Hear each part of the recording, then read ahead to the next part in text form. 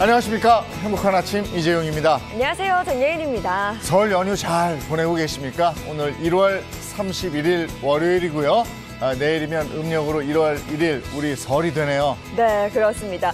오늘까지 한 해 마무리 잘 하시고요. 이제 내일부터 새로운 한 해가 또 시작이 되니까요. 새로운 목표들도 멋지게 한번 세워보시기 바랍니다. 오늘은 1월 마지막 날 1월 31일 월요일 행복한 아침 지금 시작합니다.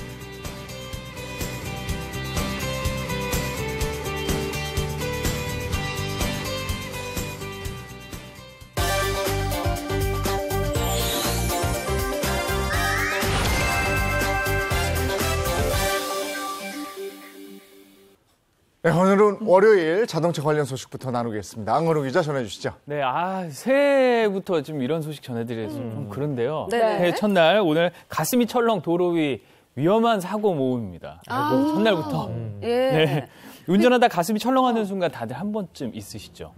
저는 제가 운전하는 건 아니지만 남편이 너무 졸려하면 우리가 그냥 그렇지. 잠깐 졸았다 해도 한 몇 분이잖아요. 맞아요. 그러니까요. 도로 위에서는 잠깐 졸면 진짜 거의 100m, 80m가 이렇게 가잖아요. 놀랐죠? 깜짝 놀랐어요. 네. 도로 운전 진짜 무서워요. 진짜 이렇게 졸음운전 무서운데 대신 해줄 법도 한데 안 해주거든요. 할 줄 몰라요. 그런데 진짜 도로 위에서 사고 난 거 진짜 보면 내 사고가 아니더라도 그렇지. 정말 심장이 덜컥하면서 야, 도로는 진짜 위험한 곳이구나 이런 생각을 하게 된다니까. 네, 그리고 차차차 코너에서 저희가 매주 사고 영상 보잖아요. 네. 보면 저도 운전 조심해야지 이런 생각을 하게 되는 것 같아요. 네. 그래서 오늘 제가 그 경각심을 줄 수 있는 몇 가지 영상을 좀 준비를 했는데요. 가슴이 철렁 도로 위 천만 사고 모음 오늘 첫 번째 영상은 교차로에서 날아온 이것입니다. 어떻게 날아왔을까요? 정말 저도 궁금한데요. 네. 어떻게 뭐가 날아온 건지 그 영상으로 준비했습니다. 함께 보시죠. 네, 경북 포항에서 일어난 사고입니다. 신호 대기 중이던 차량들 보이죠? 네. 서서히 움직이고 있는데요. 네. 갑자기 저쪽에서 뭔가 날아오고 모래바람이. 뭐가? 아니 이거 영화 미라인가요? 오른쪽에서 흙먼지 구름이 일어나면서 차 한 대가 날아와요. 자세히 보시면 차가 날아와 있어요. 네. 네네. 60대 여성이 몰던 SUV 차량이 교통섬에 있는 나무와 신호등을 들이받고 승용차 2대와 충돌을 한 건데요. 네. 충격에 신호등이 기둥까지 뽑혀 나갔고요. 사고차는 바퀴 4개가 모두 주저앉고 앞부분은 형태를 보기 힘들 정도로 부서졌습니다. 차가 저만큼 부서질 정도면 사람은 어떻게 됐어요? 총 4명이 다쳤어요. 그래서 병원으로 이송이 됐는데 정말 불행 중 다행으로 크고 작은 부상을 입긴 했지만 다행히 생명에 이상은 없었다고 합니다. 운전자는 음주나 약물에 취한 상태는 아니었고요. 경찰 조사에서 내리막길에서 제동장치가 작동하지 않았다 이렇게 주장을 했습니다. 경찰은 사고 기록 장치를 분석하고 사고 원인을 조사하고 있습니다. 네, 앞서 영상 보셨지만 차량 통행이 굉장히 잦은 곳이라 한마디면 대형 사고로 이어질 수 있었는데 인명 피해가 크지 않았다 그래서 정말 다행입니다. 사고 원인을 조사 중이면 아직 밝혀지지 않은 거네요. 네. 그런 만큼 불안이 더 가중되고 있는데 빨리 사고 원인이 뭔지 확실하게 좀 밝혀졌으면 좋겠고요. 다음 소식은요? 네, 우리가 보통 아슬아슬하게 사고에서 벗어났을 때 아주 위험천만한 상황에서 벗어났을 때 깻잎 한 장 차이로 위험을 비껴갔다. 정말 그렇게 아슬아슬하게 표현을 하는데 이번에 진짜 이 사고 저 보고 깜짝 놀랐거든요. 어떤 거죠? 이 사고야말로 깻잎 한 장 차이로 위험천만한 상황에서 벗어난 내용입니다. 그 악몽 같았던 순간을 영상으로 준비했습니다. 함께 보시죠. 자, 서울 용산구입니다. 우회전에서 철길 건널목으로 들어가죠. 운전자가 저 멀리서 기차가 온다는 경고음이 울려요. 그런데 맞은편에서 저 택시 뭐죠? 중앙선을 물고 들어오다가 갑자기 멈춰버립니다. 자, 신호수가 빨리 지나가라고요. 빨리 나가라고. 빨리 차오니까 내주질 않아요, 자리를. 어쩌라는 거죠? 설상가상으로 차단기가 또 내려와요, 이렇게. 운전자가 애타게 경적 울리는데요. 요지부동입니다. 열차는 지금 들어오고 있고요. 점점 더 가까워지고 있어요. 자, 운전자 우측으로 공간이 났죠. 조금씩 이동해서 철로를 겨우 벗어났고요. 화가 엄청났겠죠, 운전자. 그래서 그렇겠죠. 택시기사에게 항의를 하러 간 순간 저렇게 KTX. 너무 무섭잖아요, 저 영상. 진짜 위험천만한 순간에서 가까스로 벗어난 건데요. 운전자는 당시 충격과 공포가 아직까지도 진정되지 않는다. 그런 신경을 운전 같은 거였나? 아니 왜 저렇게 중앙선을 물고 저렇게 버티고 있는 거지? 저거 왜 그럴까요? 저도 이해가 안 돼요. 아니, 진짜 위험한 것인데. 아니 이게 뭐 최근에 일어난 사건은 아닌데 이게 여전히 화제가 되는 사건이라면서요? 지금도 저 영상을 보면서 가슴 쓸어내리시는 네티즌들이 진짜 많거든요. 네. 방금 보신 영상이 2019년 9월에 일어난 사건이에요. 하지만 지금까지도 철길 건널목을 지날 때는 이 영상을 꼭 봐야 한다. 반드시 이 영상을 보고 정말 조심해야 한다. 이렇게 회자가 되고 있는 영상이에요. 네. 선로를 빠져나온 뒤에 한 10초쯤 뒤에 KTX 열차가 지나가잖아요. 이 모습을 보면서 누리꾼들이 저때 내가 운전자였다면 어떻게 해야 했을까? 놀란 가슴 쓸어내리시는 분들이 정말 많다고 합니다. 진짜 보통 예상치 못한 상황이 딱 벌어지면 어떻게 맞아. 침착해야 돼. 이게 아니라 어떻게 막 당황스럽고 맞아요. 막 어떻게 할지 모르잖아요. 네. 근데 너무 진짜 침착하게 잘 대응하시고. 네, 빠른 상황 판단과 대처가 굉장히 중요한데 맞아요. 만약에 지금 뭐 상상만 해도 끔찍하지만 제가 저 상황의 운전자였다 치면 철길 건너목에서 좀 어떤 대처를 하는 게 가장 좋을까요? 그러니까요. 아무리 머리가 이제 화이트아웃 백지 상태가 돼도 네. 이거 하나만큼은 꼭 기억하셔야 할 것 같습니다. 우선 건널목을 지나가다가 방금 보신 것처럼 영상처럼 차량 정체가 일어나서 옴짝달싹할 수 없는 상태가 되잖아요. 그러면 차의 엔진이 정지돼서 차량이 움직일 수 없을 때도 있어요. 그럴 땐 그냥 신속하게 빨리 내리시는 게 좋습니다. 빨리 차 내리시는 두고 게 내려라. 이거죠. 그렇죠. 네네. 살아야죠. 그리고 주변에 도움을 받아서 차를 빠른 시간 안에 건널목 밖으로 이동시켜야 합니다. 어떻게든 밀든지 뭘 하든지 해서. 하지만 차를 건널목 밖으로 이동할 수 없는 너무 절체절명의 순간이다. 그럴 때는 철도 공무원이나 경찰관에게 이 위급한 상황을 알리고요. 또 다가오는 열차에 연기나 깃발 등으로 신호를 해서 자칫 발생할 수 있는 대형 사고를 일단 막는 게 가장 중요합니다.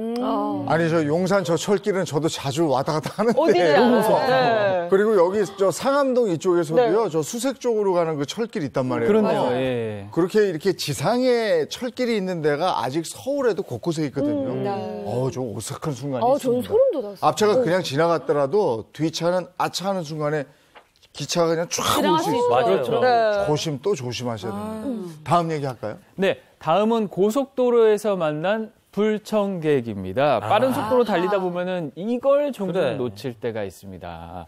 도로의 숨은 이게 뭔지 눈을 한번 크게 뜨고 살펴보시기 바랍니다. 정말 안 보이거든요. 눈 그래요? 진짜 크게 뜨고 살펴보셔야 합니다. 영상으로 함께 확인하시죠. 자, 여기 고속도로죠. 잘 달리던 차량이 뭔가 이렇게 휘청해요. 두 번째 뭔가를 또 밟았더니 막 휘청해요. 결국 이렇게 뒤집어졌다. 전도되고 말았습니다. 다행히 차량의 속도가 빠르지 않아서 차가 넘어질 때 인명피해가 없었어요. 정말 천만다행이죠. 자, 이렇게 한 번 밟고 두 번 밟고 넘어졌어요. 뭐예요, 저게? 운전자가 놀란 가슴을 쓸어내려야 했는데요. 운전자가 놀란 이거 뭘까요? 그러니까 이게 뭘 밟았길래 차가 저렇게 휘청이고 완전 전복됐잖아. 너무 안 보이죠. 그래서 제가 영상 다시 한번 못이나 보여드릴게요. 그런 건 아닌데. 한번 천천히 다시 한번 보세요. 네. 자, 바닥에 움푹 팬 장애물의 정체 바로 요겁니다. 포트홀. 바닥에 가끔 도로 보면 네. 구멍이 있잖아요. 예. 고속도로에서 달리던 중에 저 포트홀 3개를 연속으로 밟은 거예요, 차량. 아이고. 그래서 차체가 중심을 잃고 쓰러진 건데요. 정말 포트홀이 저게 작잖아요. 예. 맞아요. 저렇게 작은 포트홀도 고속도로 위에선 이렇게 정말 무시무시한 무기로 돌변할 수가 있습니다. 속도가 빠르니까. 그러니까요. 그래서 도로를 꼭 잘 살펴보셔야 되고 또 안전거리도 잘 지키셔서 후속 차량도 대처할 수 있고 나도 대처할 수 있게 이렇게 명심하셔야겠습니다. 네, 특히 포톨 사고와 같은 경우는요, 사고 인과관계를 밝히기가 힘들어서 맞아요. 이 사고가 나도 보상을 받기가 굉장히 어려운 현실이라고 합니다. 조심해야겠죠. 아니 저건 공포예요. 포톨이 그쵸. 내가 운전하고 나가는데 거기에 갑자기 생기면 팔면 이게 못 볼 수가 그쵸. 있거든요. 맞아요. 근데 이게 눈비 오거나 또 뭐 이렇게 특히나 안개 끼거나. 눈이 쌓여 있다가 이렇게 녹으면서 이게 파이는 경우도 많아요. 그래서 네. 겨울철에 특히나 조심을 하셔야 된다는 거 잊지 마시기 바랍니다. 네. 다음은요?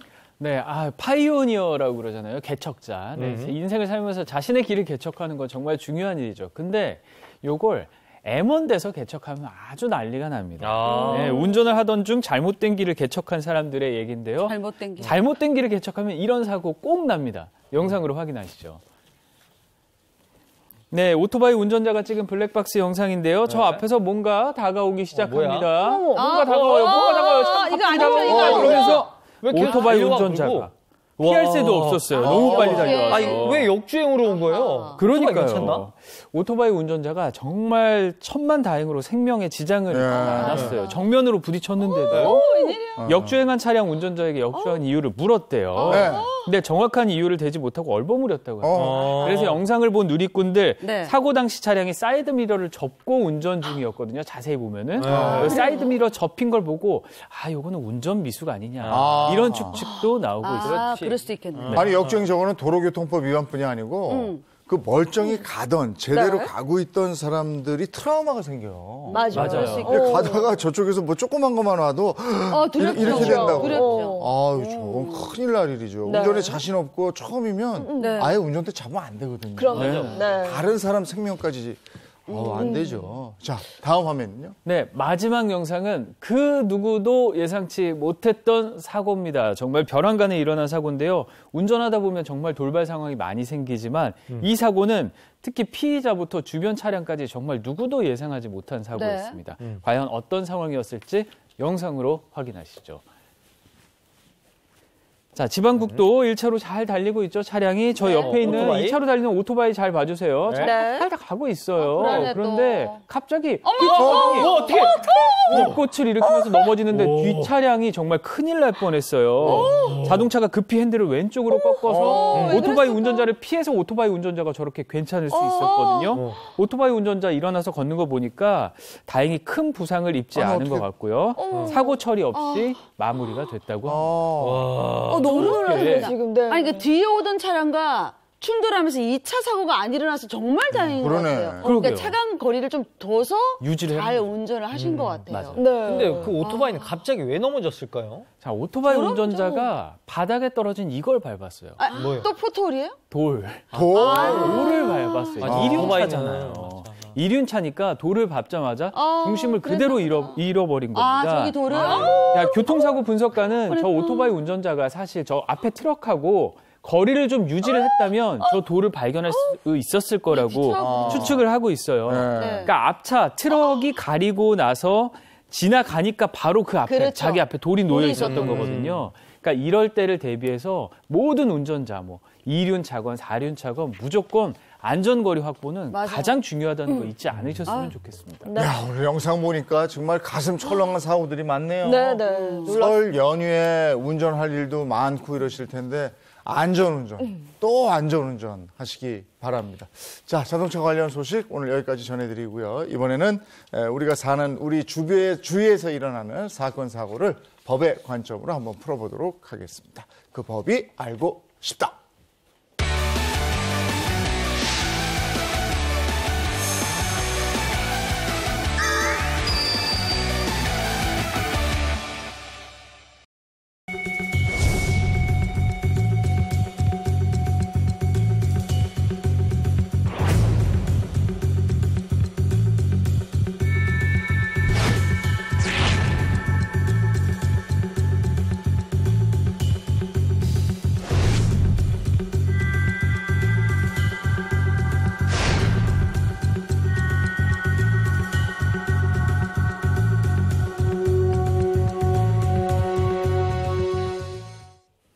네, 그 법이 알고 싶다. 이인철, 허주연 변호사와 함께합니다. 어서 오세요. 안녕하세요. 반갑습니다.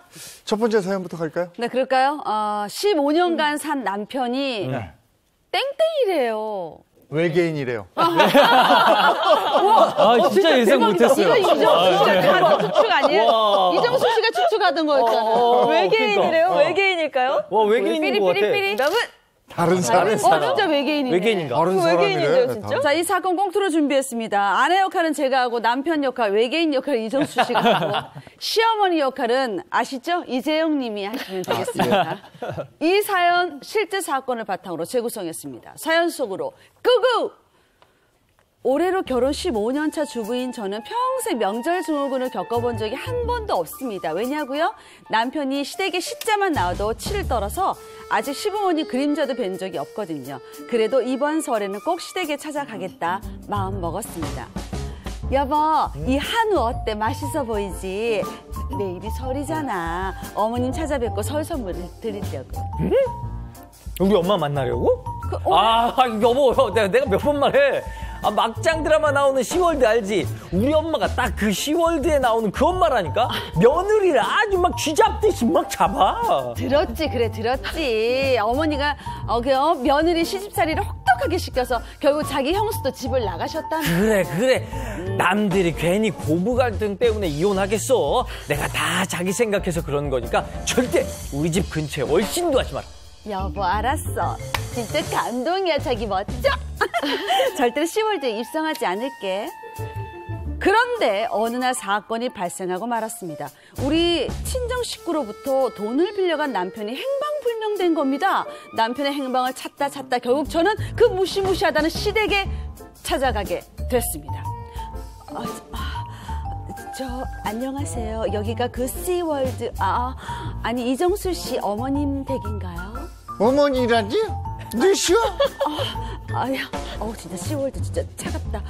안녕하세요. 저 이정수 씨랑 결혼한 15년 전에 결혼한 사람이에요. 결혼한 지 15년 넘었는데 인사가 좀 늦었죠. 응? 우리 형수하고 결혼했다고? 네. 우리 형수는 15년째 나하고 살고 있는데? 네? 무슨 말씀이세요? 보세요. 사진 보세요. 우리 정수 씨예요. 제 남편 이정수 씨. 아이고, 얘는 정수가 아니고 둘째 명수잖여. 명수 이 녀석이 또 자기 형 이름을 여기저기 팔고 다녔구먼. 아이고. 제가 당신 내 아들한테 속은겨? 아니, 정수 씨가 제 남편이 아니라 명수 씨. 오 마이 갓, 스트레인지. 1, 2년도 아니고 무려 15년간 살아온 남편이 알고 보니 진짜 남편이 아니었다니. 세상에 이런 황당한 일이 있을 수 있습니까? 저의 지난 결혼 생활이 모조리 농락당한 것 같습니다. 저는 어쩌면 좋을까요? 와, 이거 뭐야, 15년인데. 야, 남편이 진짜 내 남편이 아니었다. 야, 이거 어떻게 된 거야? 남편에게 믿을 수 없는 일을 당한 아내의 사연입니다. 남편을 만나서 15년 동안 평범한 가정을 꾸리고 살았어요. 그런데 나중에 알고 보니까 남편이 다른 사람의 이름을 도용까지 했고 또 심지어 사기까지 쳤다는 그 행각까지 다 드러난 겁니다. 네. 아니 뭐 1, 2년도 아니고 15년이면 굉장히 긴 시간인데. 그럼요. 아닌데 뭐 전혀 눈치도 못 챈 거예요? 이게 모를 수가 없는 상황인데 어떻게 모를 수가 있었을까요? 그러니까. 15년 전에 아내 A씨가 당시 50대였던 남편 B씨를 만나서 한 번도 남편이 다른 사람일 거라고 생각도 못하고 살았대요. 그러던 지난해 12월 결정적인 사건이 발생하게 됩니다. 아내는 남편이 자신의 언니와 조카들에게 돈을 빌린 뒤 갚지 않는 걸 알고 그런 걸 알게 됐고요. 남편에게 돈을 갚으라고 따져 묻게 되는데요. 그런데 바로 그 다음 날부터 남편이 온데간데 없이 사라진 겁니다. 나 찾아봐라. 친정 식구들한테 돈을 꾼 다음부터 연락이 안 된다. 이거 뭔가 굉장히 수상한데 그러면 여기저기 수소문 좀 했겠어요? 네. 그러니까 이제 아내가 남편이 한 번도 가라고 한 적이 없는 간 적도 없는 씨월드를 15년 만에 가게 된 거예요. 거기서 충격적인 사실을 듣게 됩니다. 바로 남편의 이름이 친형의 이름이었다는 사실이었고요.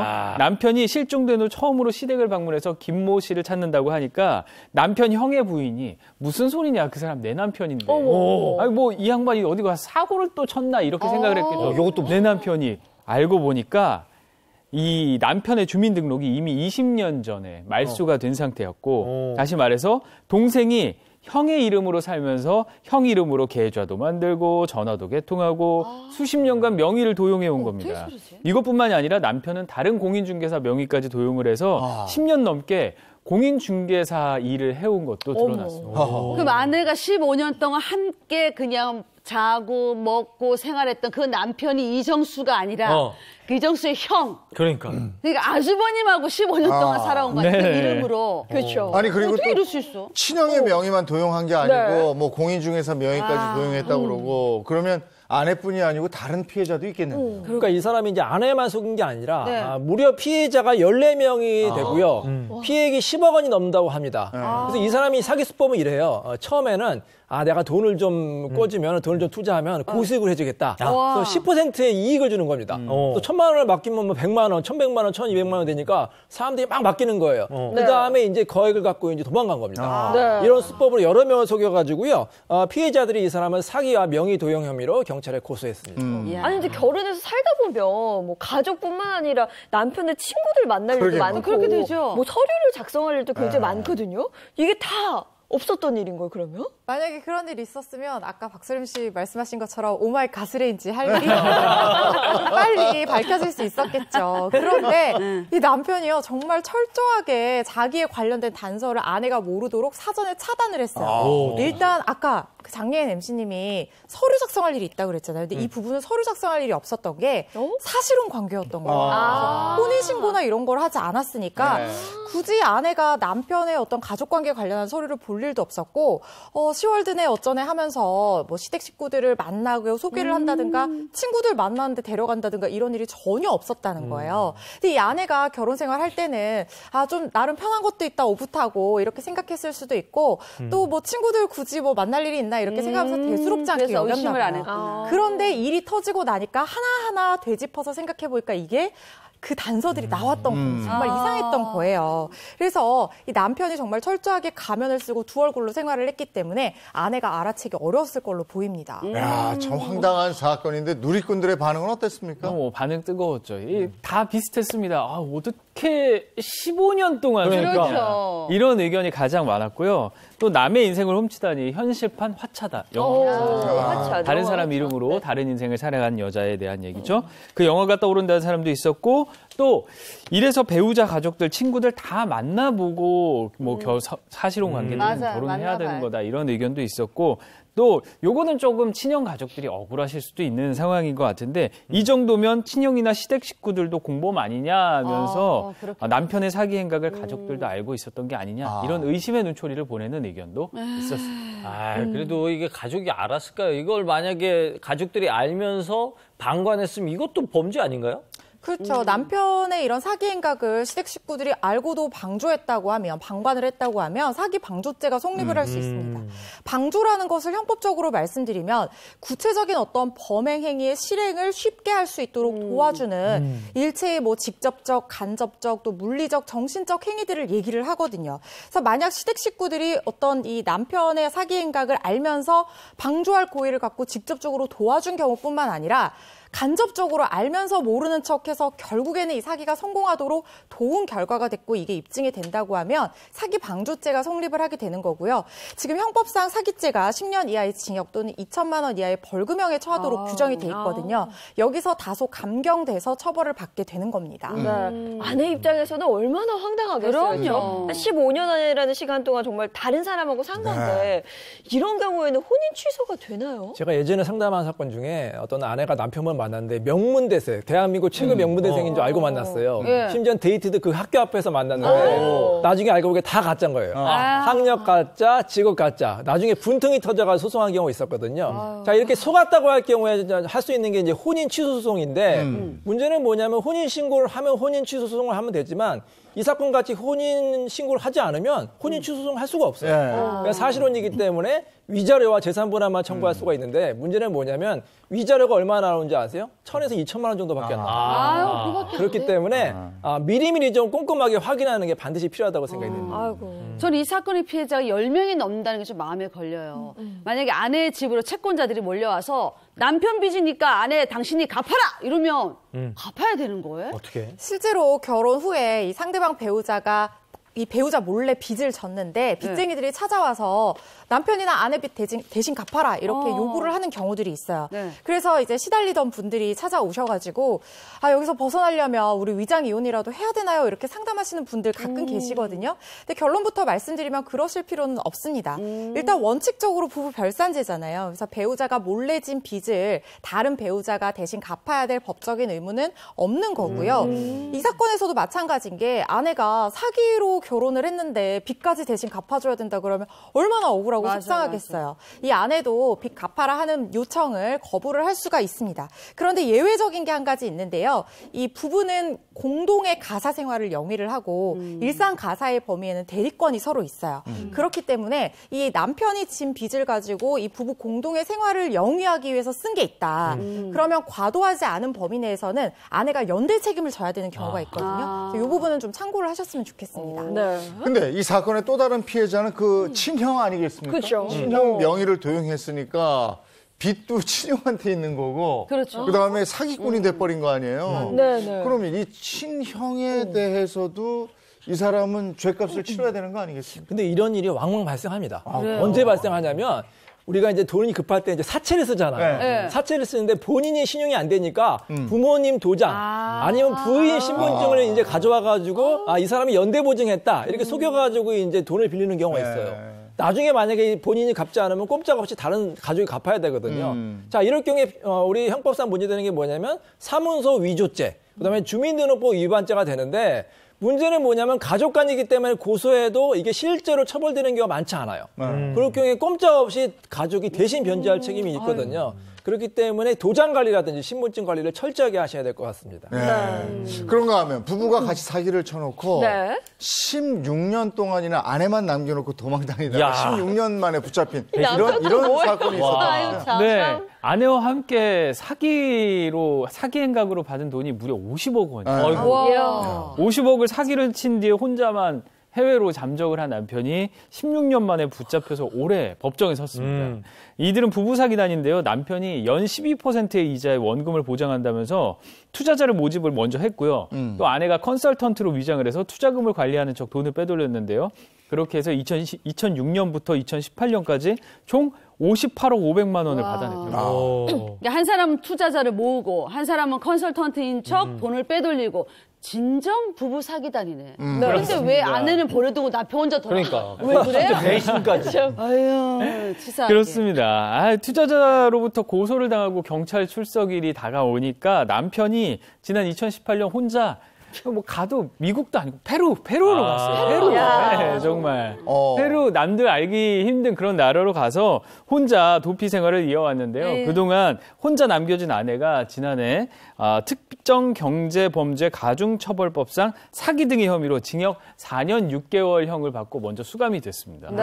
아내도 잘한 건 없지만 남편도 정말 그렇죠. 네. 수사망이 좁혀오니까 아내를 버리고 도망간 거잖아요. 그 페루로. 그렇죠. 진짜 황당한 사연이에요. 이 남편이요 해외에서 도피 생활을 하다가 또 어떻게 베트남으로 갔나 봐요. 그러다가 지난해 6월에 베트남에서 강제 추방을 당했습니다. 국내로 할 수 없이 돌아왔는데요. 당연히 국내에서 체포가 됐어요.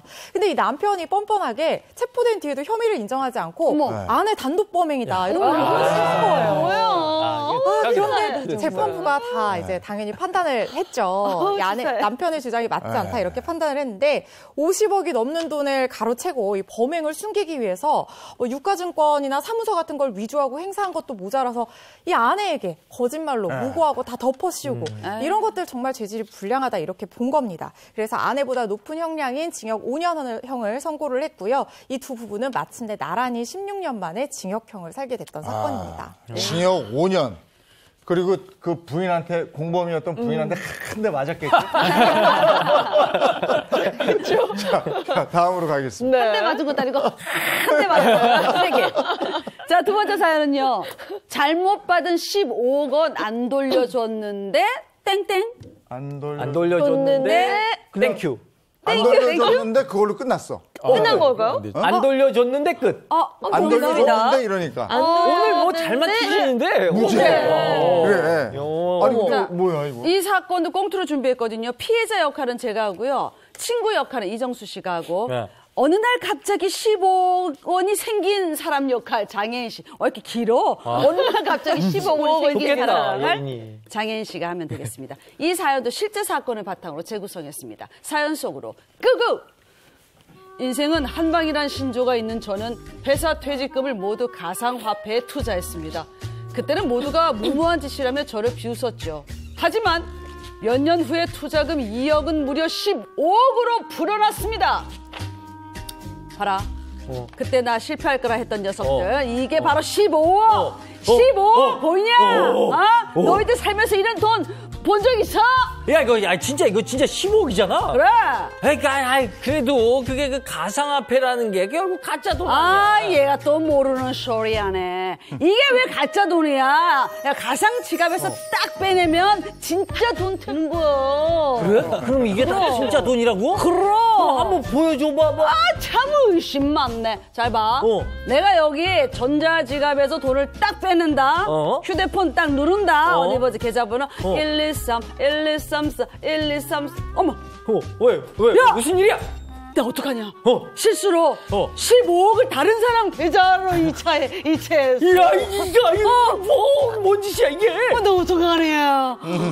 순식간에 벌어진 일이었습니다. 실수로 15억원 상당의 가상화폐를 다른 사람 통장에 이체한 겁니다. 저는 우선 그분을 만나 자초지종을 설명하고 돈을 돌려달라고 부탁했습니다. 그런데 저 실수로요. 제가 가상화폐를 잘못 송금 그쪽으로 했습니다. 다시 돌려주시면 안 될까요?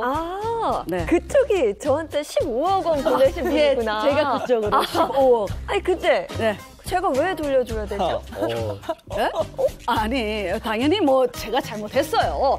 잘못된 이체니까 돌려주는 건 제가 사례비 좀 챙겨드리겠습니다. 됐어요. 그냥 눈에 보이는 돈일 때나 돌려드리는 거고 가상화폐는 눈에 보이지도 않고 만져지지도 않고 아니 제가 어떻게 돌려드려요? 아니 그런 억지가 어딨어요? 당신 내 돈 꿀꺽 생각하는 것 같은데 그러면 무사 못해. 내가 경찰에 신고할 거야, 당신. 제목이 있으면 고소를 해보시든가요. 어쩐지 어젯밤 꿈에 돼지가 나왔네. 그러더니 갑자기 나 아무 힘도 안 쓰고 15억 원이 막 굴러들어와 버렸네. 이 여자 진짜 마음에 드네. 그러면 안 돼, 당신. 눈에 보이지 않는 돈이라며 가상화폐 15억을 돌려주지 않겠다니 이게 말이 됩니까 이게? 돈을 돌려주지 않아도 무죄라고 주장하는 그녀에게 아주 따끔한 법의 심판을 내리게 해주고 싶습니다. 저 좀 도와주세요.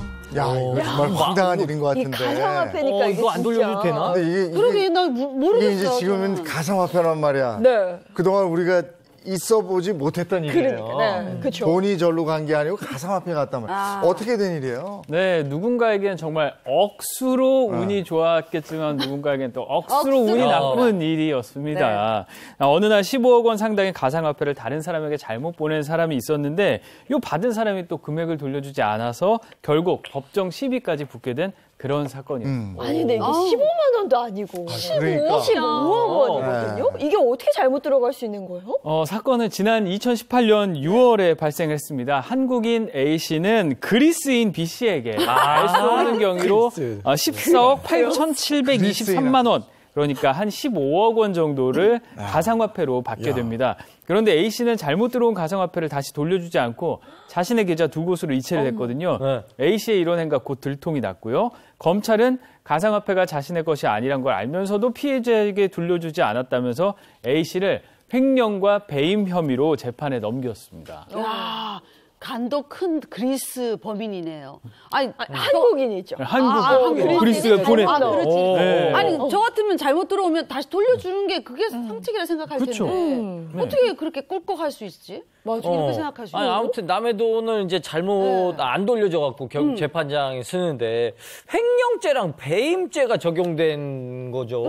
근데 이거는 늘 같이 다니는 것 같아요. 네, 제가 이제 쉽게 설명을 드릴게요. 횡령죄는 이 사건 생각합니다. 얼마 전에 오스테인 임플란트 사건 아시죠? 회사 직원이 이제 돈을 보관하면서 수천억 원을 이제 주식 투자했잖아요. 그게 횡령죄고요. 배임죄는 뭐냐면 조금 다르긴 한데 이 타인의 사물을 처리하는 자가 이 배신해서 이제 문제가 되는 경우, 예를 들어서 개주가 갯돈을 이제 맡기잖아요. 갯돈을 맡겨가지고 이제 그걸 나중에 돌려줘야 되는데 갯돈을 갖고 튀는 경우에 이 경우에 이제 배임죄가 될 수 있어요. 그래서 배신한다고 보시면 됩니다. 횡령죄나 배임죄나 모두 다 신뢰관계를 깨서 범죄를 일으키는 경우를 말하고요. 형법상 5년 이하의 징역이나 1,500만 원 이하의 벌금형에 처해질 수가 있습니다. 배신한다. 그럼 이제 하나하나 짚어보죠. A 씨에게 적용된 횡령죄, 이거 인정이 됐습니까? 인정이 안 됐어요. 아니, 가상화폐도 재산인데 왜 횡령죄가 안 되냐 이렇게 생각하실 수가 있는데 일단 횡령죄라는 것은 재물만을 대상으로 하는 범죄라고 규정이 돼 있어요. 그럼 형법상 재물이 뭐냐? 우리가 일반적으로 생각할 수 있는 부동산이나 현금 같은 유체물 같은 경우에 당연히 재물이 되는데 눈에 보이지 않는 에너지 중에도 가끔 재물성을 인정받는 경우가 있습니다. 그러니까 물리적인 방법으로 관리를 할 수 있는 에너지는 재물로 인정이 되는데 예를 들면 전기 같은 거예요. 이거는 껐다 켰다 하면서 물리적인 방법으로 관리나 통제가 가능하잖아요. 그래서 물리성이 어느 정도 인정이 되기 때문에 재물로 인정을 받을 수 있는데 컴퓨터에 저장된 정보 같은 경우에는 판례가 재물로 보고 있지를 않아요. 이거는 물리적 방법으로 통제를 할 수가 없고 이 사무적인 관리로만 가능을 하다는 거예요. 그러니까 우리가 컴퓨터 끈다고 해서 여기 저장된 정보가 뭐 없어진다거나 통제된다거나 이렇지는 않잖아요. 그런데 이 가상화폐가 바로 컴퓨터에 저장된 정보에 불과하다고 판단을 한 겁니다. 그러니까 가상화폐, 재물이 아닌 가상화폐를 대상으로 하는 횡령죄라는 건 자체가 성립을 할 수가 없는 거예요. 그래서 1심, 2심 전부 다 무죄가 선고가 됐습니다.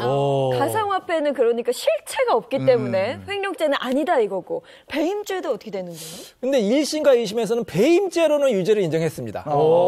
자, 근데 이제 피고인이 대법원에 상고했는데 대법원에서는 무죄가 선고가 됐어요. 왜냐하면 우리 형법에 아주 중요한 원칙이 죄형 법정주의라는 게 있어요. 그건 뭐냐면 아무리 나쁜 행동이라 하더라도 법에 규정되어 있지 않으면 처벌할 수 없다는 규정이에요. 근데 법에 가상화폐를 처벌한다는 규정이 없어요. 그리고 우리 법원에서는 이렇게 본 거예요. 가상화폐라는 것은 일종의 투자인데 엄청나게 위험한 투자입니다. 고수익 고위험이라서 전 재산을 잃을 수도 있는 그 투자이기 때문에 법정화폐와 똑같이 취급할 수 없다. 그래서 무죄를 선고했습니다. 그렇죠. 근데 형사상 무죄라고 해서 돈을 돌려주지 않아도 된다는 건 아니잖아요. 가상화폐라고 해도 돌려줘야 되는 거 아닌가요? 그러니까 이론상 민사소송을 하면은 그걸 부당이득으로 청구할 수가 있지만 실질적으로 그거를 소송을 해서 받기는 굉장히 어려워요. 저 같은 경우도 가상 이제 투자를 좀 하고 있는데 두 번 사실 잘못 보낸 적이 있어요. 왜냐하면 이걸 아무리 꼼꼼하게 확인을 해도 여러분 이메일을 보낸다고 보시면 돼요. 이메일을 확인해서 보냈는데 안 가는 경우 있죠. 그렇죠. 가상저서도 마찬가지예요. 이게 디지털이기 때문에 내가 아무리 확인해도 잘못 보낸 게 있는데 두 번인데 한 번은 이제 돌려받았어요. 그래요? 다행히. 한 번은 아직까지 돌려받지 못했어요. 그렇기 때문에 제가 주의사항 알려드릴게요. 반드시 가상재산을 입출금을 할 때는 예를 들어서 내가 1,000만 원을 보낸다. 그러면 일단 10,000원을 먼저 보내보세요. 제대로 갔는지. 그러니까 그걸 이제 제대로 안 가면 이제 보내면 안 되겠죠. 만약에 10,000원이 갔는데 제대로 갔다. 그러면 나머지 돈을 보내는 게 되는 거거든요. 그래서 반드시 주소도 확인하시고 소액을 먼저 보내시고 확인하시고요. 그리고 최악의 경우에는 이거를 잃어버릴 수도 있다. 생각하시고 정말로 주의하시기 바랍니다. 그러니까 이렇게 하다가 이게 글로벌이니까 딴 나라도 가는군요. 그렇죠. 그럼 만약에 내가 뭐 10억을 이렇게 했는데 만약에 터키로 가 있어. 그러면 터키 법원에 가서 신고하고 거기서 재판하고 이래야 되는 거예요. 그렇게 가는구나. 터키 어떻게 가? 이 코로나 시국에 어떻게 가 터키를? 그리스 사람 여기 와서 재판했을 거 아니에요. 근데 이게 가상화폐였으니까 그렇지 이게 진짜 돈이었으면 이건 다 달라지는 거 아니에요. 그렇죠. 가상화폐가 아니라 일반 그냥 진짜 우리가 쓰는 15억이었다고 하면 이게 전형적인 차고 송금 사례라고 하고요. 횡령죄가 성립을 하게 됩니다. 형법 355조에 따라서 5년 이하의 징역 또는 1,500만 원 이하의 벌금형을 선고받을 수 있는 그런 사례가 되고요. 뒤늦게 잘못을 반성하고 주인한테 돈을 돌려준다고 하더라도 횡령죄로 처벌받는 걸 피할 수는 없고 다만 이제 양형에 참작이 돼서 이 처벌이 조금 줄어드는 그런 요소가 될 수는 있습니다. 근데 문제는 현행법상 이렇게 돈을 잘못 받은 사람이 돈 안 돌려주겠다 이렇게 버틴다고 해서 그걸 강제로 빼올 수 있는 방법은 없어요. 이제 소송을 통해서 이걸 강제 집행을 할 수 있는 결과가 나와야지 재판 결과에 따라서 강제 집행을 할 수 있을 뿐이지 우리가 그 전에 소송 전에 무조건 돌려달라 이렇게 빼올 수 있는 방법은 없습니다. 근데 전 궁금한 게 이게 돈을 이제 빌려주고 이제 받을 권리가 한 10년 정도라고 들었는데 그럼 10년을 버티면 안 돌려도 되나? 왜요? 아니 버틸 수가 있나 봐요. 이렇게 버티기 전략으로 꼼수 쓰시는 분들 이렇게 되는 게 아닌가 이렇게 생각하실 수도 있는데요. 이게 소멸시효 문제거든요. 보통 일반 민사채권의 소멸시효가 이제 10년이잖아요. 그래서 10년 버티면 안 주고 그러면 내 돈 될 수 있겠지 이렇게 생각하지만 그게 간단한 문제는 아니에요. 소멸시효라는 것은 권리 위에 잠자는 자를 보호하지 않는다라고 하는 민사법의 일반 원칙에 따라서 10년 동안 돈을 잘못 보낸 사람이 아무것도 안 하고 그걸 방치를 해야 돼요. 그러면 10년이 지나면 이 법률 관계를 좀 안정시켜야 되니까 이제는 더 이상 권리를 행사할 수 없다. 이게 소멸시효거든요. 그런데 착오로 송금한 사람이 10년 동안 정말 아무것도 하지 않는 경우가 많지는 않을 거 아니에요. 그래서 뭐 돈을 돌려달라고 요청을 한다든가 재판상 청구를 한다든가 하면 이 소멸시효의 진행 자체가 중단이 됩니다. 그래서 버텨도 소용이 없게 되는 거죠. 근데 문제는 이렇게 버티기 전략으로 나오게 되면 보낸 사람은 이 실수 한번 클릭 한번 잘못했다가 뭐 계좌번호 한번 잘못 입력했다가 송사에 휘말리게 되는 거예요. 맞아. 특히 이게 거액이면은 송사도 또 불사하겠다 하지만 소액을 보냈을 때는 진짜 이게 비용이나 시간이 훨씬 많이 드는 그런 경우들도 있거든요. 그럴 때는 정말 난감한 사례들이 많았죠. 요즘 은행 안 가도 모바일 뱅킹으로 그냥 이렇게 해서 뭐 돈 보내주고 네. 정수야 용돈으로 5만 원 보낸다?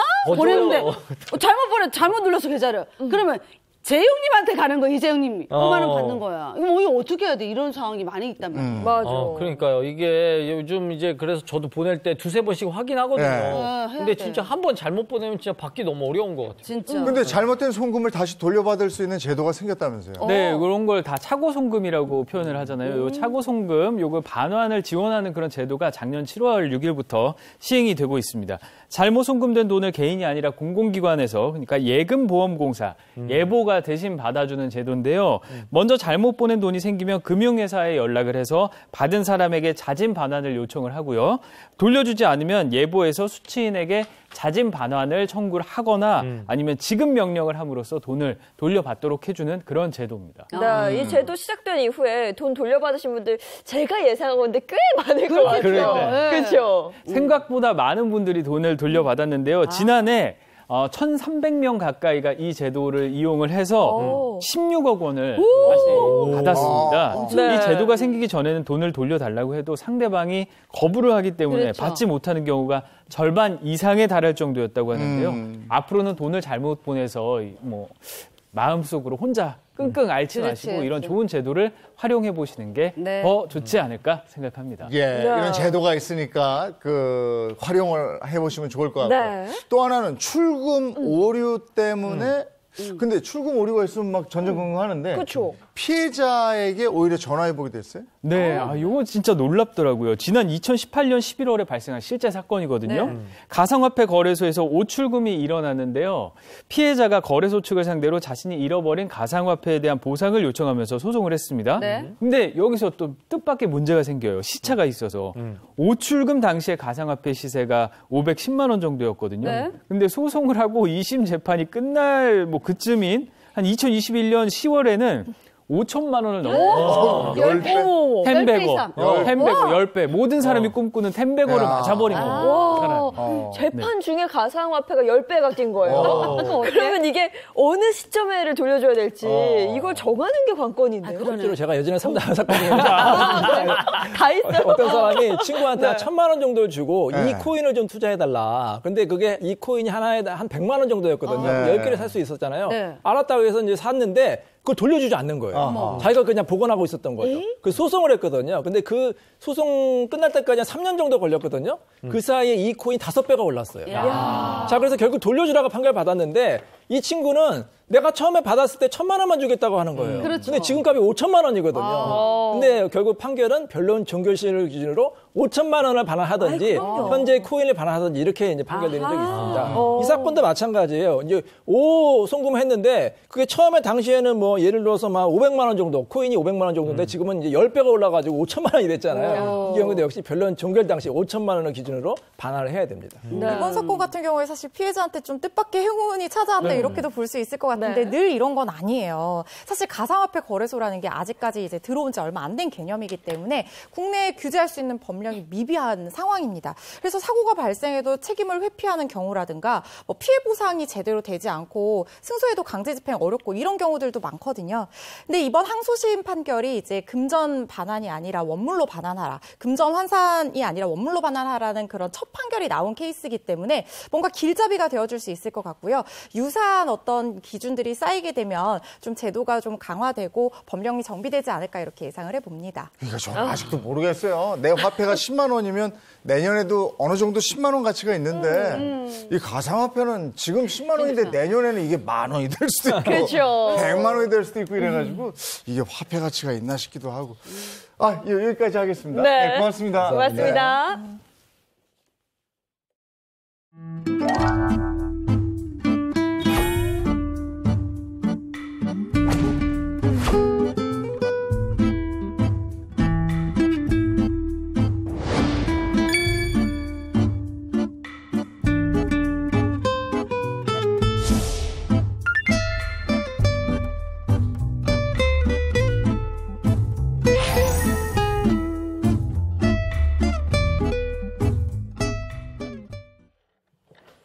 네, 살면서 겪게 되는 모든 고민을 속 시원하게 해결해 드리겠습니다. 인생 Q&A 이호선의 용한 상담소.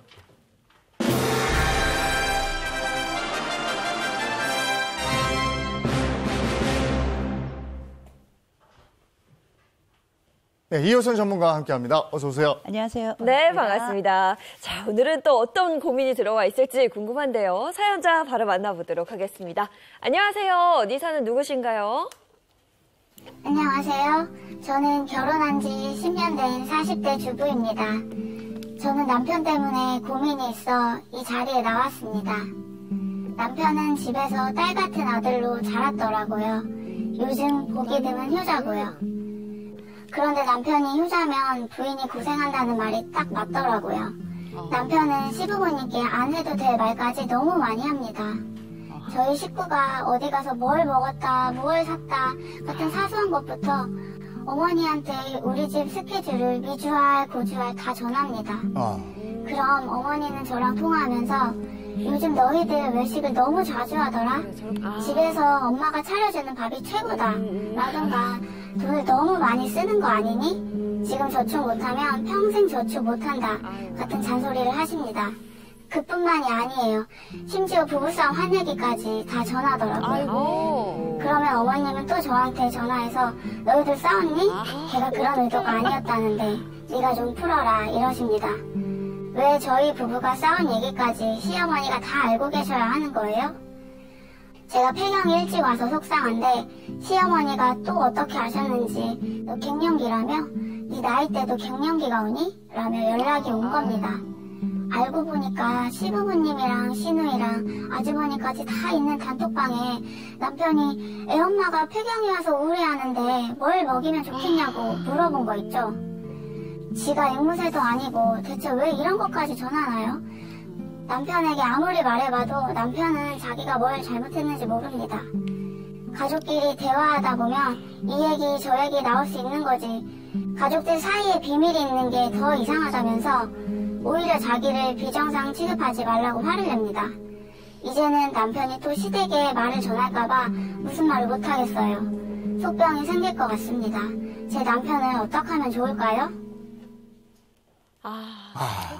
도무지 비밀이 없는 남편 때문에 고민인 거예요. 아니 사실 아무리 가족이라도 할 말 못할 말이 있는 거고요. 남들한테 말하기 싫은 그런 모습도 있는 건데 진짜 남편이 앵무새 같은데 이거 다 말하면 어떡하나요? 어떻게 보셨어요, 사연? 거의 단톡방에서 며느리가 폐경이라 이런 얘기가 막 나오잖아요. 네. 아마 들으시면 생각하셨을 겁니다. 이건 뭐지? 이런 생각을 할 수 있을 텐데 우리가 사실 이게 남편이 효자라고 봐야 될까? 아니면 마마보이라고 봐야 될까? 이게 막 헷갈릴 것 같은데 이 남편이 가지고 있는 경계가 어떻게 보면 엄마하고 친밀감이 높은 남자들이 나중에 아내하고도 친밀감이 높은 건 대부분 맞아요.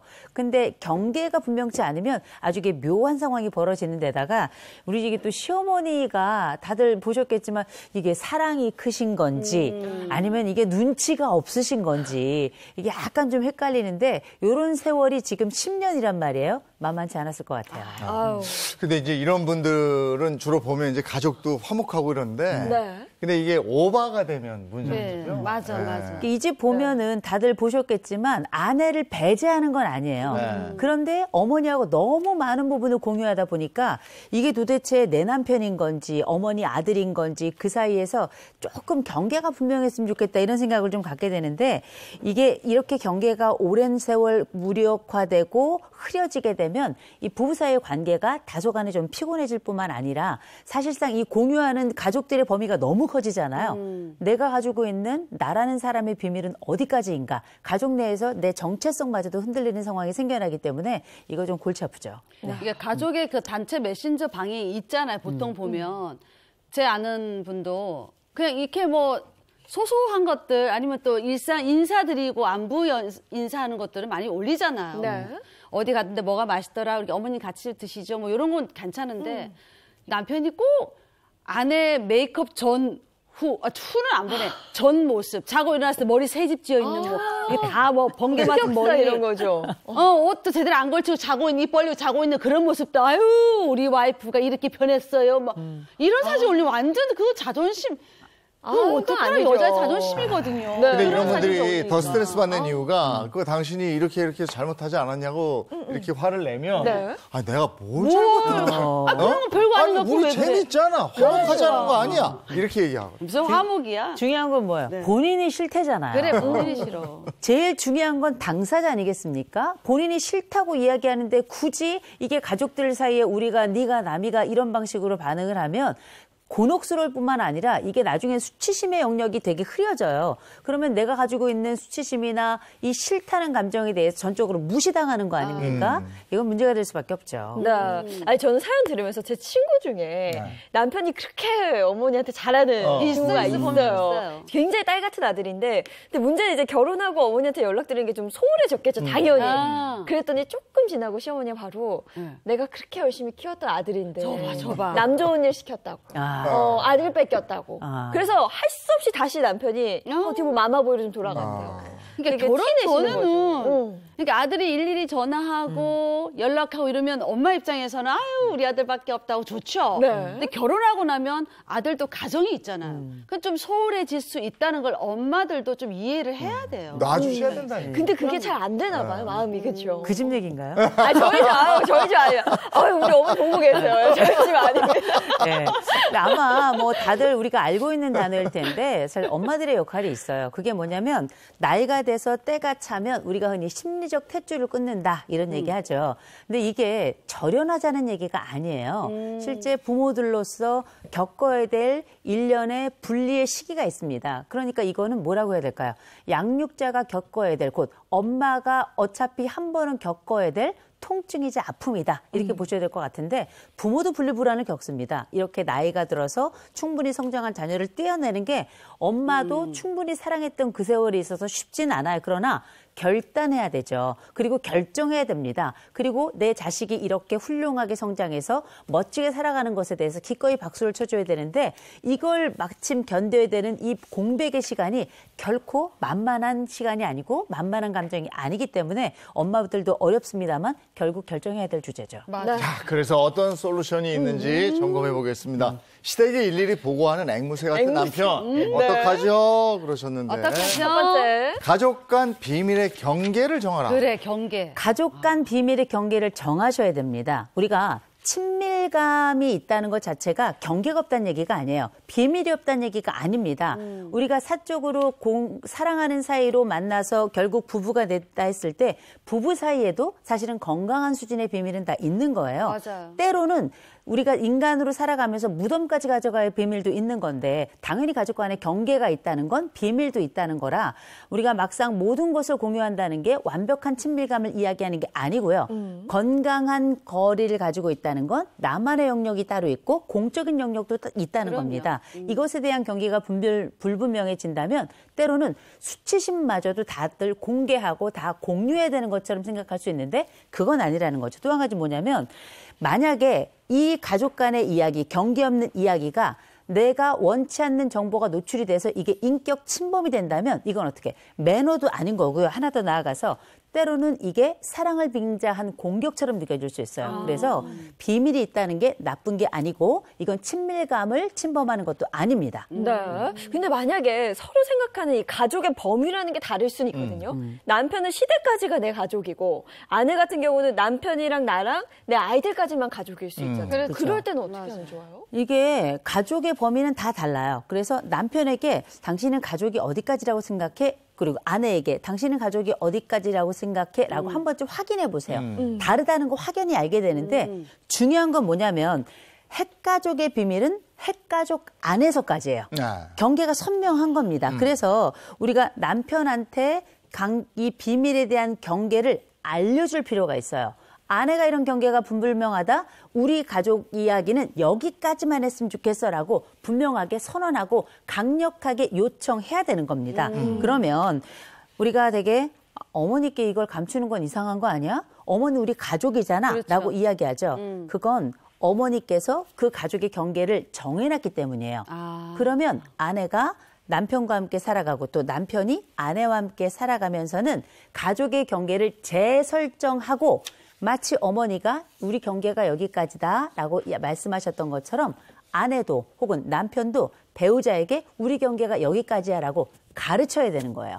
알려줘야 되는 겁니다. 그래서 특별히 내가 이건 절대 말하지 말아줘라고 요청하는 사항은 일일이 얘기하실 필요가 있어요. 이를테면 나의 사생활 얘기 안 했으면 좋겠어. 나의 신체적인 부분 얘기 안 했으면 좋겠어. 우리 관계에서 부부 생활에 관련된 부분 얘기 안 했으면 좋겠어. 경제적인 부분 얘기 안 했으면 좋겠어 하고 피곤하더라도 항목을 하나하나 추려서 이야기를 해야 돼요. 이건 뭐냐면 어머니에게 배웠던 그 과정처럼 아내가 남편에게 혹은 남편이 아내에게 그 과정을 찬찬히 하나씩 알려주는 과정인데 아니 성인인데 이런 거 알려줘야 됩니까? 생각하실 수 있는데 모르면 알려줘야죠. 그렇게 하나씩 알아간다면 그건 괜찮은 거예요. 맞아요. 네. 그 사연 속에 남편이 그 단체방에 자기네 가족들 어디 가서 뭘 먹었고 뭘 샀고 이런 사진도 올리고 막 그랬잖아요. 그럼 어머니가 입장에서는 집밥이 최고다. 얘 외식이 작더라. 그러면 안 된다. 그러지 마라. 돈 아껴야지. 저축해라. 이런 잔소리 계속하게 되거든요. 그럼 결국은 시어머니하고 며느리하고 사이에 멀어질 수밖에 없는 거예요. 그 다리 역할을 남편이 하는 게 아닐까. 저는 그런 생각이 들더라고요. 네. 오늘 사례는 남편 위주로 가 있기 때문에 이런데 사실은 그 우리나라 남자들 대부분이 참 무뚝뚝하죠. 그래서 어머니한테 이렇게 시시콜콜하게 얘기하는 사람 그렇게 많지는 않습니다.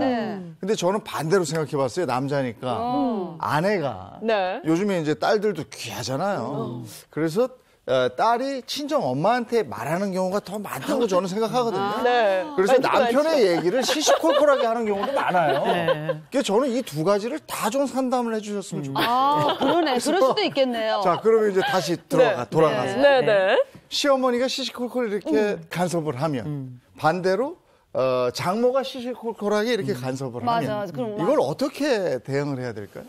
이제 우리가 이렇게 인간적으로 굉장히 일련의 정해진 건 아니지만 이 심리적 서열이 있는 경우가 있어요. 시어머니와 며느리 관계라든지 장모와 사위의 관계라든지 이런 경우 우리가 특별히 며느리나 혹은 사위 입장에서 시어머니나 혹은 장모님하고 이런 관계들을 조금 더 수월하게 할 수 있는 방법 뭐 여러 가지가 있을 수 있습니다만 일단 반응 방법은 정해져 있어요. 5가지입니다. 하나, 수용을 하거나 아니면 침묵을 하거나 아니면 정색을 하고 얘기를 하거나 아니면 뭐 넉살을 부리거나 아니면은 정중하게 요청을 하거나 이 5가지 중에 하나를 아마 선택해야 될 겁니다. 그런데 경우에 따라서 이게 부모님이 뭔가 이렇게 잔소리 방식으로 아니면 새롭게 우리가 가족으로 구성이 됐는데 내가 사실 다 받아들이긴 어려운 상황에서 자꾸 요청을 하신다 그럴 때에는 듣고요. 지키지 마세요. 아니 우리가 모든 것에 순종하거나 모든 것을 거부하는 게 아니에요. 독에 걸리면 뭐가 도 아니면 뭐가 아니라 거기에는 개와 걸과 윷도 있는 거거든요. 그래서 때로는 아유 알겠습니다 한 다음에 안 들어도 돼요. 그리고 때로는 그렇겠습니다 한 다음에 조금 덜해도 괜찮습니다. 모든 것을 다 하려고 한다면 정말 효자고 정말 효부가 아닌가 싶어요. 정말 훌륭한 사위가 아닌가 싶은데 인생이 그렇게 살 수만은 없는 거거든요. 그래서 가끔은 앞에서는 예 하고 뒤에서는 적당히 하시는 우리 사회생활을 진실하게 할 수 있겠죠. 어떻게 보면 다 사회생활인 거죠.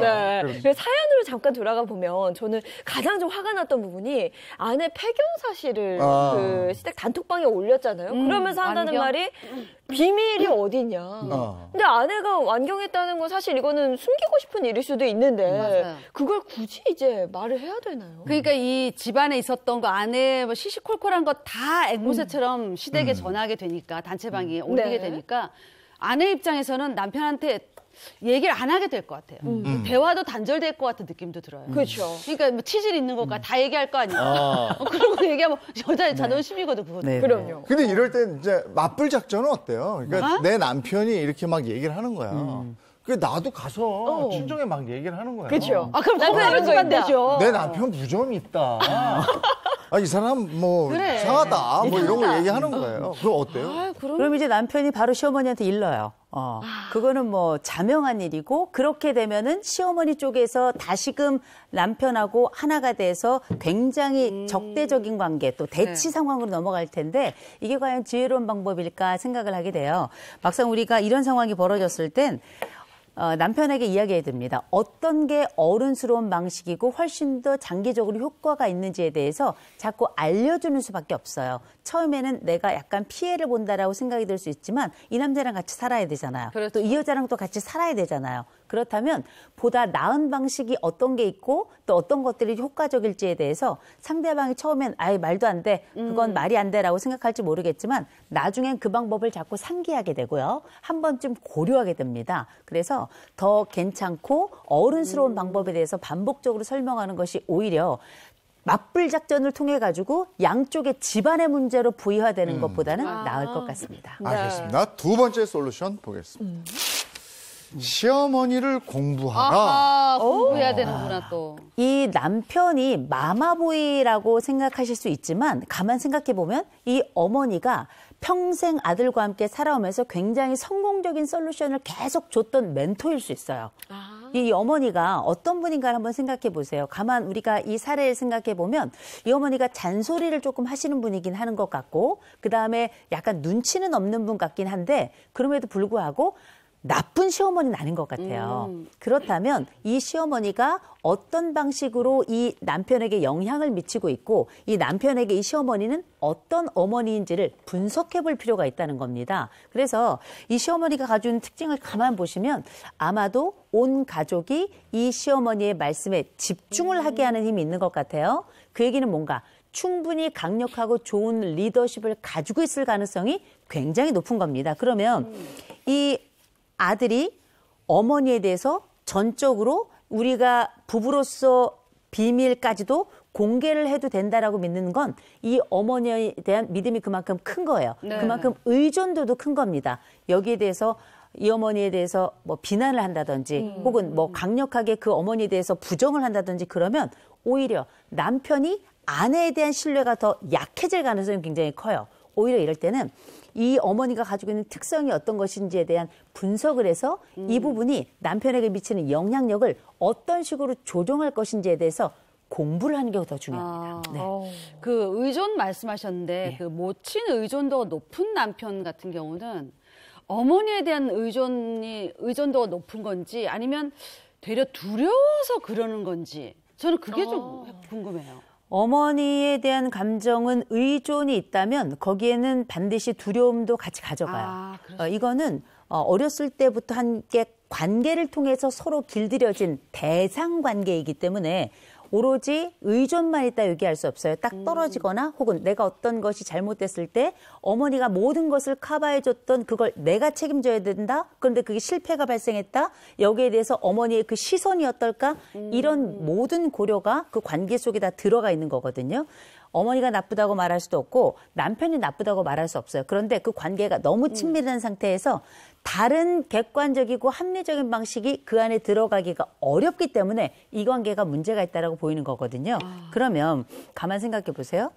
이 남편이 효자인지 아니면 의존도가 높아서 미성숙한 건지 이 경계는 조금 어려워요. 그러나 분명한 건 남편이 모든 것을 가림없이 미주알 고주알 이야기한다면 이거는 사실 미성숙한 부분이 상당히 있는 겁니다. 그런데 상대적으로 이 어머니와의 관계를 보면 어머니의 말이 다 옳다라고 믿는 것 같아요. 이건 뭐냐? 성인이 된다면 뭘 해야 되냐? 합리적 선택이라는 걸 하는데 이 합리적 선택엔 어떤 특징이 있는가? 비판적 취사 선택이라는 과정이 있어요. 어머니 말씀이 다 옳은 건 아니잖아요. 네. 우리가 성장해서 보면 엄마가 이건 옳은데 이건 안 옳잖아요. 그렇죠. 그럼 이걸 구분해서 옳은 것은 수용하고 그렇죠. 그렇지 않은 것은 조정할 능력을 갖는 것. 이게 성인 자녀의 핵심인데 이 부분이 안 된다는 건 여전히 아직 성숙의 단계까지 이르지 못한 건데 미성숙하다고 해서 나쁜 건 아니에요. 그러나 적정 수준을 지키지 못했을 때에 피해가 발생한다면 결국 이건 나쁜 수순을 밟게 되는 거죠. 네. 남편 집에 아버지는 아까 얘기해서 없었던 것 같아요. 그래서 저 집안의 결정권은 어머니가 어머니한테. 가지고 있는가 이런 생각을 또 해보게 네, 되거든요. 네. 아, 그래서 저는 드는 생각이 남편 결혼했으니까 언제까지 어머니한테 이렇게 끌려갈 수는 없거든요. 그러니까 며느리가 마음 딱 먹고 시어머니를 한번 다투는 거예요. 어떻게? 논리적으로. 아, 논리적 다투어 논리적으로 살짝 이렇게 대화를 좀 해서 남편을 이제 자기한테 확 끌어가지고. 위험할 것 같은데. 좀 위험한가요? 어려워요. 이거 애매한데요. 네, 제가 볼 때는 승산이 없어요. 아, 그래요? 이 시어머니하고 밀착 관계가 워낙에 큰 상태이기 때문에 이때 시어머니와의 다툼은 뭐냐? 오히려 남편이 이 시어머니와 더 결속하게 만드는 굉장히 중요한 하나의 악교 역할을 하게 될 겁니다. 오히려 관계에 위기가 온다고 판단을 하니까요. 그래서 지금 같은 경우는 제가 아까 어머니를 공부하라고 말씀드렸잖아요. 그러면 이 공부에는 어떤 의미가 있는가? 싸워서 이길 수 있다면 이기세요. 그런데 싸워서 이길 수 없다. 혹은 상황이 더 악화될 것이라고 판단이 된다면 이때야말로 지혜를 쓸 시점이잖아요.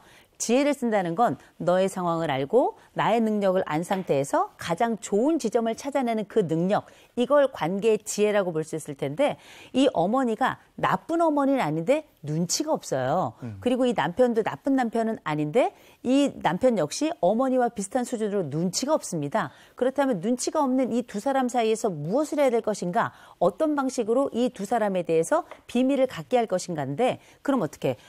남편에 대해서는 이건 말하지 않길 바란다라고 강력하게 요청을 하시고요. 어머니께는 어머니가 요청하시는 것에 대해서 네 하시지만 뒤로는 안 해도 되는 거고요. 또 한 가지 어머니가 남편에 대해서 혹은 남편과 나 사이에 대해서 지나치게 많은 것들을 공개적으로 노출한다면 어머니를 직접 만나시는 것도 괜찮아요. 어머니 제가 사실 그때 좀 속상했어요. 어머니 사랑이 너무 큰데 이럴 땐 제가 좀 감당이 어렵더라고요. 제가 좀 그릇이 작죠? 이러면서 겸손의 넉살을 좀 부리셔서 어머니의 이 권위는 그대로 인정하면서 내가 가지고 있는 요청은 충분히 할 수 있는 이런 기회를 가지시는 게 어떨까 싶습니다. 네. 시어머니한테는 그 직장의 임원분들 만났을 때 하는 것처럼 하면 돼요. 맞아. 세 번째. 남편의 독립을 도와라. 독립? 네. 이게 어머니로부터 아직 분리가 안 됐기 때문에 이 독립을 이야기하는 거예요. 네. 어머니가 나쁜 분은 아니지만 남편이 가장으로서 한 성인 남자로서의 역할을 하기 위해선 아내의 조력이 좀 필요한 것 같아요. 그리고 이제 앞으로 우리가 살아갈 날이 굉장히 많은데 중요한 건 시어머니도 오래 사실 겁니다. 그렇다면 건강한 관계를 유지하는 게 되게 중요하겠죠. 이럴 때 필요한 게 남편의 독립인데 사실 독립에 여러 가지 생각들이 많이 있습니다만 제일 좋은 건 물리적 거리예요. 멀리 사는 게 제일 좋습니다. 독립된 생활을 원한다? 가능한 우리가 간섭을 덜 받고 싶다? 물론 단톡방에선 끊임없이 여러 간섭이 들어올 수 있겠습니다만 멀리 살면 생활에 대해서 자세히 알기 어렵고요. 또 멀리 살면 실질적인 간섭은 최소화될 수 있기 때문에 할 수 있다면 물리적인 거리를 두는 게 1차적인 방법이라고 말씀드릴 수 있을 것 같아요. 거리상으로 좀 떨어져 있어라. 그렇죠. 그리고 저는 물리적인 독립, 그 다음에 가장 중요한 게 정신적인 독립이거든요. 아, 그렇죠. 좀 정신적으로 벗어나는 거. 그렇죠. 우리가 가지고 있는 정신적 독립이라는 게 어떤 걸까요? 간단합니다. 내 남편이 독자적으로 판단하고 나와 함께 논의하는 게 사실은 정신적 독립일 거예요. 그러면 어떻게 해야 되는가? 지금은 딱히 뭐라고 얘기할 수는 없어요. 그러나 자주 이야기하는 겁니다.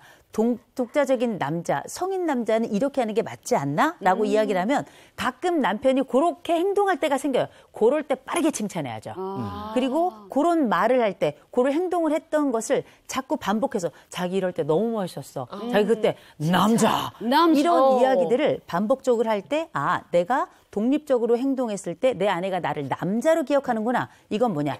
칭찬받는 아들로 행동할 때보다 멋진 남자일 때가 더 부각이 되는 걸 반복하거나 이게 더 의미가 있다고 판단하면 그 행동을 더 하게 되는 거죠. 그 상황을 만들자는 거죠. 네. 네. 아니 요즘에는 그 사람 효자야 이러면 이걸 마마보이야 이렇게 이게 좀 구별할 수 있는 방법이 없습니까?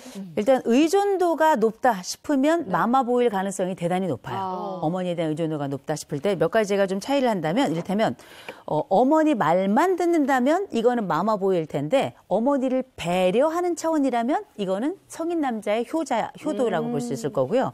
또 한 가지는 이게 실제 우리가 알고 있는 무조건적 순종을 한다. 그러면 이거는 마마보이겠지만 그게 아니라 어머니에게 합리적으로 수용할 건 수용하는데 어머니 이건 아닌 것 같습니다. 얘기할 수 있으면 요거는 효자예요. 그리고 우리가 알고 있는 여러 차원으로 오로지 유일한 논의의 파트너가 어머니이기만 한다면 이거는 마마보일 거예요. 그러나 어머니에게도 논의하고 아내와도 함께 논의한다면 이건 효자일 겁니다. 그래서 이게 기본적으로 의존도라는 건 한쪽에 몰입되어 있는가 아니면 분산되어 있는가에 따라서 마마보이냐 효자냐 이게 결정이 되는 거고 무조건적이냐 아니면 충분히 합리적이냐에 따라 효자와 마마보이는 분리가 될 겁니다. 네. 남편이 늘 이렇게 안부 전화하고 뭔가 사사건건 얘기하던 걸 아내가 하면 돼요. 며느리가 대신 하면 돼요. 가끔 자주 이렇게 연락하고 하는 것도 괜찮을 것 같아요. 아들도 더 잘하면 좋고요. 이게 있어요. 그러니까 효자 남편을 만나면 아내가 고생이다? 이건 아닌 거고요. 그렇죠. 효자 남편인 효자인 척하면서 아내에게 미루는 그런 남편을 만나면 아내가 고생이다. 이렇게 되는 거죠. 예, 상담소 오늘 여기까지 하겠습니다. 고맙습니다. 고맙습니다.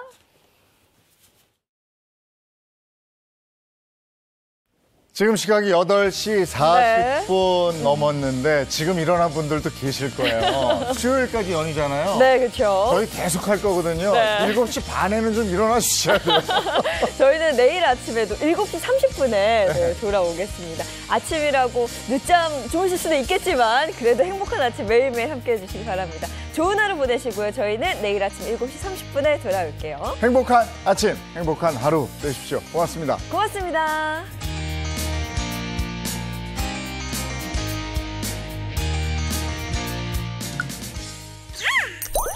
채널 A